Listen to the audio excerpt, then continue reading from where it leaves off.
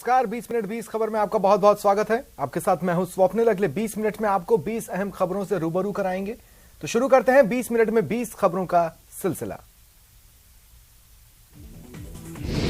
आप और हम देश के भीतर सुरक्षित हैं तो केवल इन सेना के जवानों की वजह से, जो हर मौसम में अपनी सेवा का निर्वहन करते हैं, फिर चाहे गर्मी हो, बारिश हो या फिर हाड़ कपा देने वाली ठंड। इसी हाड़ कपा देने वाली ठंड में एनसीसी के कैडेट्स इन दिनों गणतंत्र दिवस की तैयारियों में लगे हुए हैं। इन्हीं कैडेट्स का हौसला बढ़ाने पहुंचे सीडीएस अनिल चौहान। सेना, नौसेना और वायुसेना के तीनों अंगों के एक दस्ते ने चीफ ऑफ डिफेंस स्टाफ को गार्ड ऑफ ऑनर प्रदान किया। उन्होंने कहा कि इस देश के युवाओं में अनुशासन और नेतृत्व जैसे गुण विकसित करने में एनसीसी का योगदान अनुकरणीय है। सीडीएस जनरल अनिल चौहान के सामने एनसीसी कैडेट ने बैंड की शानदार प्रस्तुति दी। सीडीएस ने एनसीसी कैडेटों के ध्वज क्षेत्र का भी दौरा किया, जहां विभिन्न सामाजिक जागरूकता से संबंधित विषयों और सांस्कृतिक गतिविधियों को दिखाया गया है। इन कैडेटों ने सीडीएस को अपने संबंधित राज्य निदेशालय की विषय वस्तुओं के बारे में विस्तार से जानकारी दी। इस अवसर पर चीफ ऑफ डिफेंस स्टाफ ने रेखांकित किया कि एनसीसी 17 लाख कैडेटों के एक स्वयंसेवी संगठन के रूप में विकसित हुआ है। उन्होंने कहा कि इस देश के युवाओं में अनुशासन और नेतृत्व के गुण विकसित करने में एनसीसी का योगदान अनुकरणीय है। सीडीएस ने 75 वर्षों तक राष्ट्र की निस्वार्थ सेवा करने के लिए एनसीसी को बधाई दी।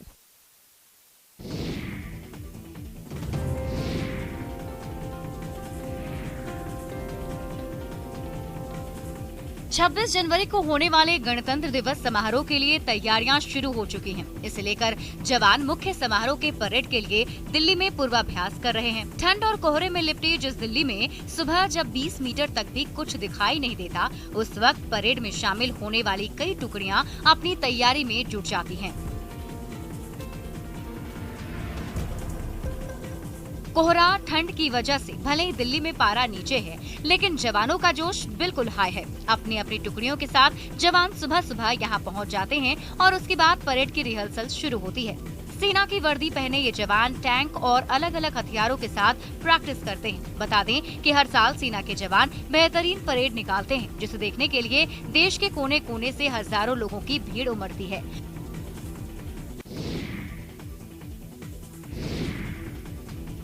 दिल्ली स्थित एम्स अस्पताल में इलाज करवाने आने वाले मरीजों के परिजनों को अब रहने के लिए इधर उधर नहीं भटकना होगा।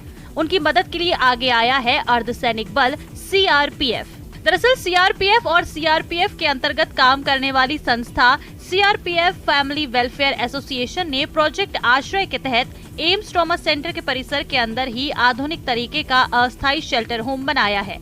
फिलहाल इसमें 200 लोगों के ठहरने की व्यवस्था है।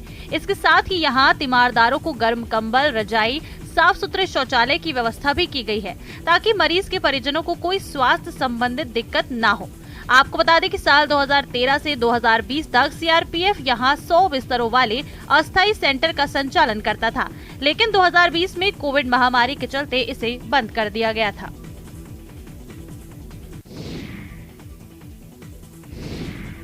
हुनर की कोई जाति नहीं होती, ना ही इसका कोई संप्रदाय होता है। एक तरफ अयोध्या में भगवान श्री राम का भव्य मंदिर बन रहा है, वहीं दूसरी ओर राजस्थान के उदयपुर के एक मुस्लिम कलाकार ने अपनी कला का प्रयोग करते हुए एक खूबसूरत स्वर्ण सज्जित राम दरबार तैयार किया है।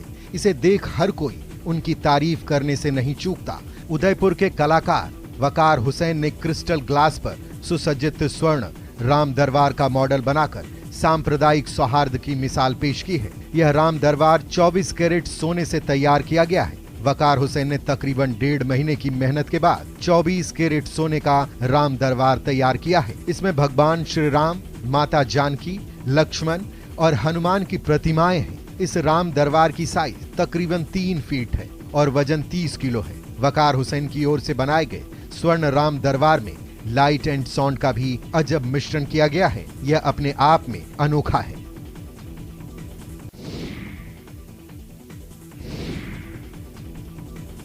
पूरे देश में शारदीय नवरात्र से लेकर दशहरे के त्योहार तक रामलीलाओं के मंचन की परंपरा है। इसके जरिए मर्यादा पुरुषोत्तम भगवान राम के जीवन चरित्र के विभिन्न पहलुओं को कलाकारों द्वारा मंचित किया जाता है, ताकि लोग अपने जीवन में भगवान राम के आदर्शों को उतार सकें। लोगों में सदाचार को बढ़ावा देने के लिए इन दिनों संगम की रेत पर लगे माघ मेले में भी धर्म और अध्यात्म की बयार बह रही है। माघ मेले में कई पंडालों में जहां कथा और प्रवचन चल रहे हैं, तो वहीं रामलीलाओं का भी मंचन किया जा रहा है, जिसमें बड़ी संख्या में मेले में आने वाले श्रद्धालु और कल्पवासी भी इस रामलीला का मंचन देखने पहुंच रहे हैं। माघ मेले के सेक्टर 5 में अखिल भारतीय दंडी सन्यासी परिषद के अध्यक्ष स्वामी ब्रह्माश्रम महाराज के शिविर चरखी दादरी अन्य क्षेत्र में वृंदावन से आए कलाकार संगीत की धुनों पर रामलीला का मंचन कर रहे हैं।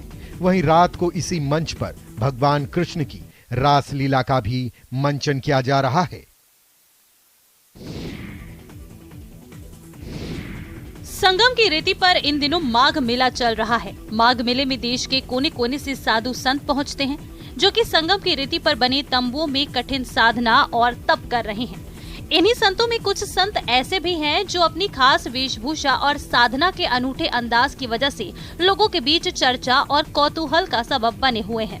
इन्हीं संतों में सोनभद्र के मारकुंडी से आए अमरजीत योगी भी शामिल है। अमरजीत योगी ने अपनी जटाओं में जौ उगा रखा है। इसे देखने के लिए लोग दूर दूर से इनके पास आ रहे हैं। माघ मेले में अपनी जटाओं में जौ उगाने वाले हठयोगी अमरजीत योगी की साधना को देखकर लोग तरह तरह की चर्चाएं भी कर रहे हैं। कई श्रद्धालु यहाँ उनकी जटाओं में जौ की चर्चा करते हैं, तो वहीं कई श्रद्धालु उनके लिए खाने पीने का इंतजाम कर देते हैं। लेकिन इन सबसे बेखबर अमरजीत योगी अपनी साधना में लीन रहते हैं। संत अमरजीत योगी के मुताबिक उन्होंने 5 वर्ष का संकल्प ले रखा है। इस साल चौथे वर्ष उन्होंने अपनी जटाओं में जौ उगाई है। उन्होंने जटाओं में इस बार चना, उड़द और मूंग के भी बीज रोपे हैं। इसके साथ ही भगवान शिव को प्रिय भांग के भी बीज उन्होंने अपनी जटाओं में डाल रखे हैं। भोटिया डॉग्स का जिक्र आते ही शायद दुनिया की बाकी नस्लों के कुत्ते फीके नजर आते हैं। इनकी गिनती सबसे बुद्धिमान और ताकतवर नस्ल में होती है। बागेश्वर में चल रहे उत्तरायणी मेले पर इस नस्ल के कुत्ते खरीदे बेचे जा रहे हैं। पूरे मेले में ये डॉग्स बाजार मेलार्थियों को अपनी ओर आकर्षित कर रहे हैं। इस मेले में कुत्ते पालने के शौकीन और व्यापारी दूर दूर हिमालय क्षेत्र से पहुँचते हैं।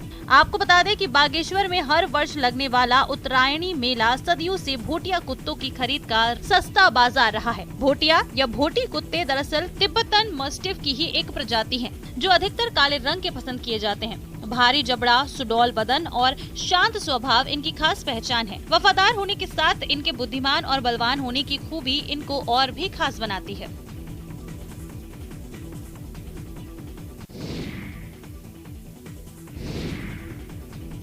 उत्तराखंड के जनपद उत्तरकाशी में पौराणिक, धार्मिक और सांस्कृतिक माघ मेले के चौथे दिन यहाँ फैशन शो का आयोजन हुआ। ये फैशन शो अपने आप में अनूठा था। दरअसल इस फैशन शो में स्थानीय युवक और युवतियों ने गढ़वाली परिधानों के रंग बिखेरने के साथ ही युवा पीढ़ी को इनसे परिचित कराया। पहाड़ के पारंपरिक पहनावे और आभूषणों से लकदक स्थानीय युवक युवतियों ने जब रैंप पर कैटवॉक किया तो पूरा पंडाल तालियों से गूंज उठा। गढ़ फैशन शो में गढ़वाली जाड़, भोटिया, किन्नौरी, खापा सहित रंबाई, टकनौरी, बड़ा गड्डी और फतेह पर्वत क्षेत्र के परिधानों से सजे युवक और युवतियों ने कैटवॉक किया और स्थानीय संस्कृति से रूबरू कराया। ये हमारी किन्नौर की पोशाक है।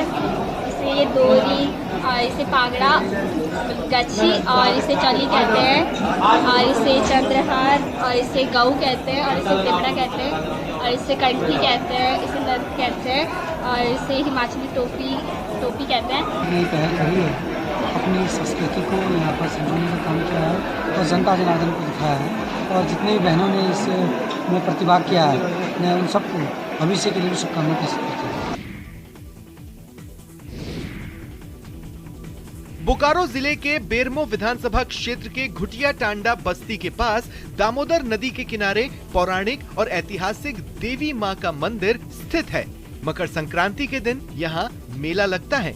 मेले के तीसरे दिन देवी मां को मानव रक्त का भोग अर्पित करने की पुरानी परंपरा है, जो आज भी चल रही है। लेकिन बदलते वक्त के साथ अब इसका स्वरूप बदल गया है। अब मानव बलि के बजाय श्रद्धालुओं के भीड़ के बीच मुर्गे को उड़ाया जाता है। फिर मुर्गे को लूटने के लिए लोगों में छीना झपटी और खींचतान मचती है। इस दौरान लोगों को खरोंचें लगती हैं, वो जख्मी होते हैं। जमीन पर जख्मी लोगों का जो रक्त गिरता है, उसे ही देवी मां को अर्पित भोग माना जाता है।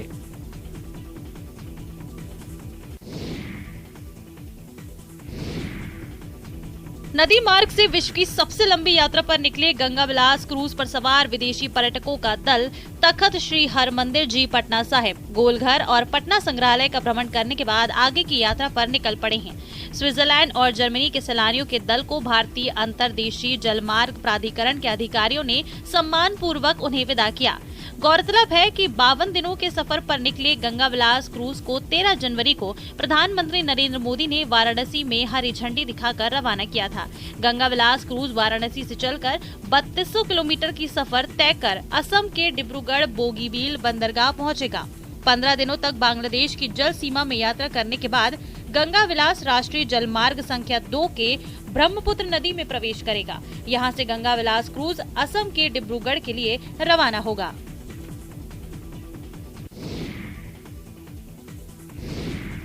मध्य प्रदेश के सागर जिले के बीना में एक निजी मैरिज हॉल में 3 दिवसीय अखिल भारतीय किन्नर सम्मेलन चल रहा है। देश के कई शहरों से सम्मेलन में शामिल होने आए किन्नरों ने पहले दिन देश में अमन और शांति के लिए कलश यात्रा निकाली, जिसे देखने के लिए बड़ी संख्या में लोगों की भारी भीड़ उमड़ पड़ी। जगह जगह स्थानीय लोगों के द्वारा किन्नरों का स्वागत भी किया गया। सभी किन्नरों ने 16 श्रृंगार करके सड़कों पर जमकर डांस किया। उनकी सुरक्षा को लेकर पूरे इंतजाम किए गए थे। सभी किन्नर एकत्रित होकर गांधी तिराहा से इमली वाली दरगाह पर पहुंचे, जहां दरगाह पर चादर चढ़ाई। उसके बाद पुराने बस स्टैंड, बड़ी बजरिया, महावीर चौक से होते हुए कच्चा रोड स्थित मां जागेश्वर मंदिर पहुंचे, जहां पर मुकुट चढ़ाया। इसके बाद कच्चा रोड थाने के पीछे सर्वोदय चौराहे से होता हुआ नई सब्जी मंडी में आकर इसका समापन हुआ। आयोजक हाजी गुलशन नायक ने बताया कि देश की खुशहाली और कोरोना जैसी बीमारी देश से खत्म करने के लिए यह सम्मेलन आयोजित किया जा रहा है। इसके लिए हजारों किन्नर हर दिन दुआ कर रहे हैं।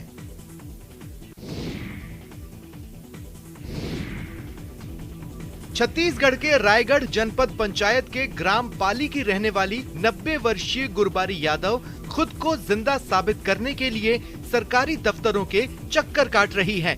दरअसल 2 साल पहले वह कागजों में मृत घोषित कर दी गईं। इससे उनकी पेंशन रुक गई और उन्हें जीवन यापन के लिए परेशानियों का सामना करना पड़ रहा है। दरअसल ग्राम पंचायत सचिव की लापरवाही से महिला कागजों में मृत घोषित कर दी गई। लिहाजा दोबारा पेंशन पाने के लिए वो खुद को जिंदा साबित करने के लिए सरकारी दफ्तरों के चक्कर काट रही हैं। वहीं अब रायगढ़ जनपद सीईओ रुपेंद्र पटेल ने मामले का संज्ञान लेते हुए महिला के पेंशन से संबंधित गड़बड़ियों की जांच करने के निर्देश दिए और साथ ही तत्कालीन सचिव के खिलाफ कारण बताओ नोटिस जारी करने के आदेश दिए।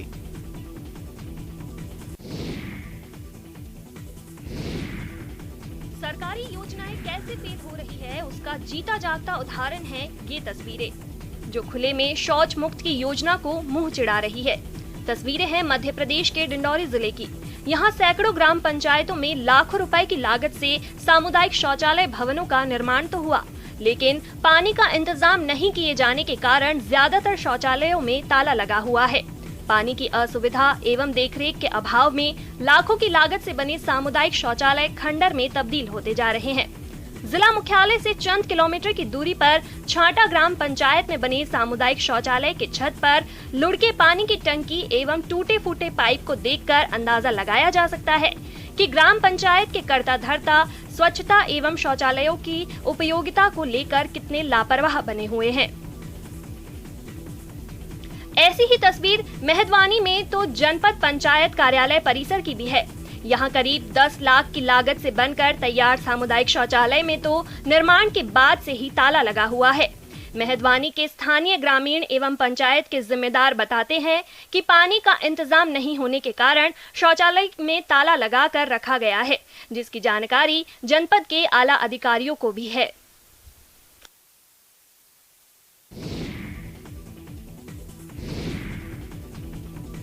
उत्तराखंड के ऊंचाई वाले इलाकों ने बर्फ की चादर ओढ़ ली है। पर्यटक भी बड़ी संख्या में बर्फबारी का आनंद लेने के लिए यहां पहुंच रहे हैं। जोशीमठ में डराने वाले हालातों के बीच भी पर्यटक औली आकार बर्फबारी के पूरे मजे ले रहे हैं। आपको बता दें कि ये बेहद खूबसूरत हिल स्टेशन बद्रीनाथ के रास्ते पर स्थित है।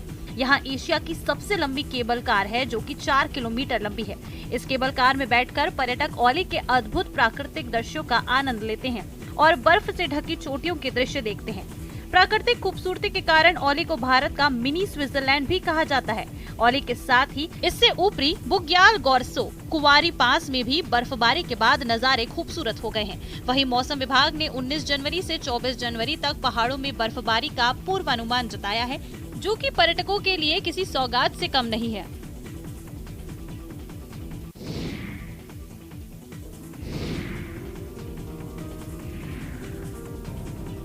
डिंडौरी के सिलपिड़ी गांव की रहने वाली महिला बैगा आदिवासी लहरीबाई ने अनोखा बीज बैंक बनाया है, जिसमें करीब 25 प्रकार के मिलेट क्रॉप्स बीज का संग्रहण किया गया है। मिलेट क्रॉप्स यानी कि मोटे अनाज, और इसमें पोषक तत्व प्रचुर मात्रा में पाए जाते हैं।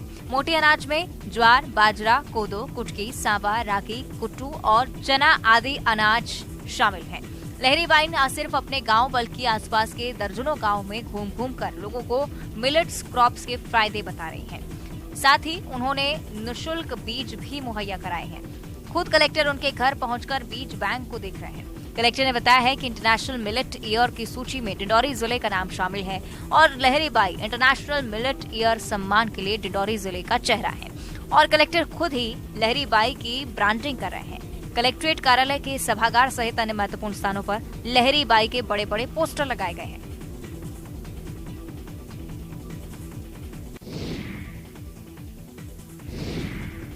भारत में चाय पर चर्चा से निकले मुद्दे अक्सर अखबारों या न्यूज चैनलों में सुर्खियां बन जाते हैं, लेकिन उत्तर प्रदेश में इन दिनों एक चाय वाला चर्चा का विषय बना हुआ है। दरअसल हापुड़ जनपद के धौलाना में एक युवक ने चाय की दुकान खोली है, जिसका युवक ने बेवफा चाय वाला नाम रखा है। बाकायदा बोर्ड पर नाम लिखवाकर यह चाय वाला चाय बेच रहा है। प्रेमी जोड़ों के लिए इस दुकान पर 15 रुपए में चाय मिलती है, तो प्यार में धोखा खाए युवाओं के लिए 10 रुपए में चाय दी जा रही है। चाय की दुकान चलाने वाले मोहम्मद कैफ के मुताबिक वह एक चाय की दुकान खोलना चाहता था। उसके दोस्त अक्सर प्यार में धोखा खाकर उसे अपनी किस्से कहानियां सुनाते थे। अपने प्यार में कई दोस्तों के दिल टूटते देख तभी उसे ये आइडिया आया और उसने अपनी चाय की दुकान का नाम बेवफा चाय वाला रख दिया। दुकानदार का कहना है कि जो भी प्रेमी जोड़े उसकी दुकान पर चाय पीने के लिए आते हैं, उन्हें 15 रुपए की चाय दी जाती है। वहीं जो युवक या युवती प्यार में धोखा खाते हैं, उनके लिए उसकी दुकान पर केवल 10 रुपए में चाय दी जा रही है। क्षेत्र में यह चाय की दुकान इन दिनों चर्चा का विषय बनी हुई है।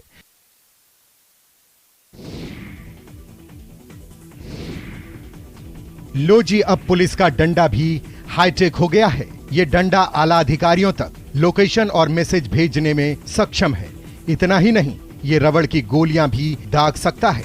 ये डंडा तो दिखने में आम छड़ी जैसा है, लेकिन मुसीबत में ये किसी जादुई छड़ी से कम साबित नहीं होगा।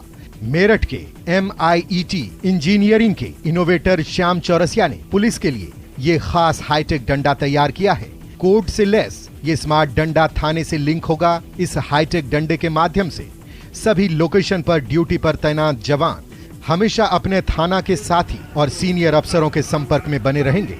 इसमें 2 बटन लगे हैं। पहला बटन मुसीबत में मदद मांगने के लिए है। इस बटन को दबाते ही ड्यूटी पर जवान की मुसीबतों में होने की सूचना तत्काल उनके चौकी और थाना के अधिकारियों तक पहुंचेगी, जिस पर तुरंत अमल करते हुए तत्काल लोकेशन पर पहुंचकर मदद पहुंचाई जा सकेगी। श्याम का कहना है कि अगर मदद मिली तो इस डंडे को और भी तकनीकी खूबियों से लैस करेंगे। श्याम के मुताबिक इसे बनाने में 3 महीने का समय लगा है और प्रोटोटाइप बनाने में 7,000 रुपए खर्च आया है।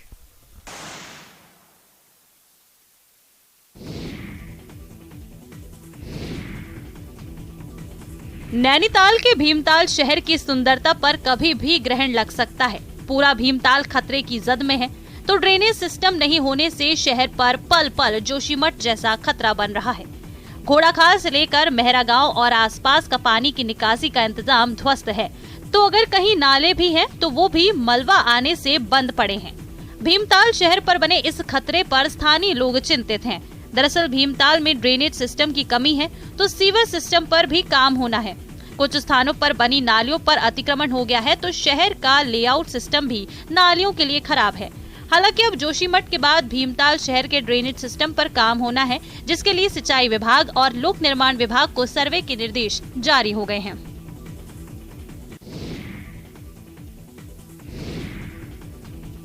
धर्मनगरी काशी में एडवेंचर टूरिज्म को बढ़ावा देने के लिए तमाम प्रयास किए जा रहे हैं। इन्हीं प्रयासों के तहत मंगलवार को धर्मनगरी काशी गोवा के रूप में नजर आई, जहां एक और आसमान में सतरंगी गुब्बारे काशी की खूबसूरती को बढ़ा रहे हैं, तो वहीं दूसरी ओर मां गंगा की गोद में लहरों को ट्रैक बनाकर बोटिंग रेस का आयोजन किया गया, जिसमें काशी के नाविकों ने अपना दमखम दिखाया।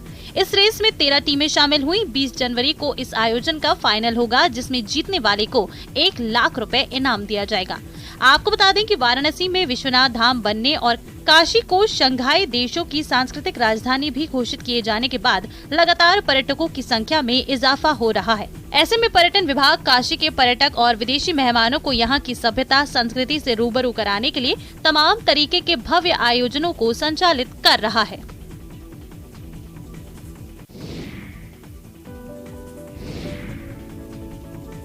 देश के सबसे स्वच्छ शहर इंदौर के चिड़ियाघर को विश्व स्तरीय बनाने की तैयारियां शुरू हो गई हैं। इसके लिए अब यहां पर अमेरिकी और अफ्रीकी महाद्वीप में पाए जाने वाले 311 प्रजाति के विदेशी जानवर और पक्षियों को लाया जा रहा है। एनिमल एक्सचेंज प्रोग्राम के तहत इंदौर जू से 5 शेर, 6 टाइगर, 8 घड़ियाल और लोमड़ी का जोड़ा विदा किया गया है। इन जानवरों को जामनगर के जू भेजा गया है। इसके बदले में यहाँ ग्रीन एनाकोंडा, विदेशी प्रजाति बंदर और पक्षी लाए जा रहे हैं, जिनके लिए विशेष पिंजरों की व्यवस्था भी की जा रही है। जू प्रभारी और MIC सदस्य नंदकिशोर पहाड़िया ने बताया है कि इंदौर जू के 3000 वर्ग फीट एरिया में सिंगापुर, दुबई, जर्मनी, स्विट्जरलैंड जैसे अत्याधुनिक फिश टनल, एक्वेरियम बनाए जा रहे हैं। जू में प्रवेश करते ही पर्यटक पारदर्शी टनल से गुजरेंगे, जिसमें आकर्षक मछलियां नजर आएंगी। ये अपनी तरह का अलग अनुभव होगा। जू अथॉरिटी ऑफ इंडिया की तय सीमा के मुताबिक इंदौर के चिड़ियाघर में 4 शेर, 4 टाइगर ही रखे जा सकते हैं, लेकिन यहाँ 10 शेर और 16 टाइगर्स हैं। 5 शेर और 6 टाइगर्स जाने के बाद भी इंदौर जू में 5 शेर और 10 टाइगर्स रहेंगे।